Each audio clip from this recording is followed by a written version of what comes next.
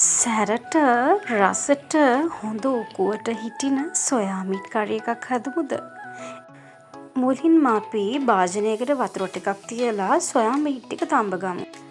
ඊට පස්සේ අපිට සොයා මිට් තෙම්පරාදුවට අමු මිරිස් ස්වල්පයක්, බීලූණු ගෙඩියක්, සුදු ලූණු, කුරුදු ඕන වෙනවා. දැන් අපේ සොයා මිට් එක තැඹුණාට පස්සේ සොයා මිට් එකේ ඇතුළේ තියෙන පැකට් ටික ওই විදිහට දාලා අපි හොඳින් කලවම් කරගන්න ඕනේ.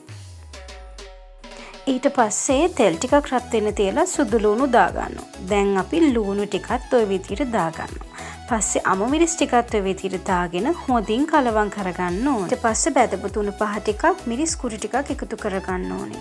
කරලා අපි සීනි චුට්ටකුත් එකතු කරගන්න ඕනේ. දැන් අපි ඒ ටික හොඳට තැඹුණාට පස්සේ උකු කිරි ටිකක් එකතු කරගන්න ඕනේ. මේ තියෙන්නේ අපේ ෆයිනල් ලුක් එක සොයා මිට් එකේ. ඉතින් මේක හරිම රස බත් එක්ක පාන් එක්ක වුණත් කන්න පුළුවන් රසම රස කරි එකක්. ඉතින් මං කියපු විදිහටම ඔයාලත් හදලා බලන්නකෝ. ඒ වගේම මාව සබ්ස්ක්‍රයිබ් කරන්නත් අමතක කරන්න එපා. එහෙනම් මං අලුත් වීඩියෝ එකකින් එන්නම්. බයි බයි.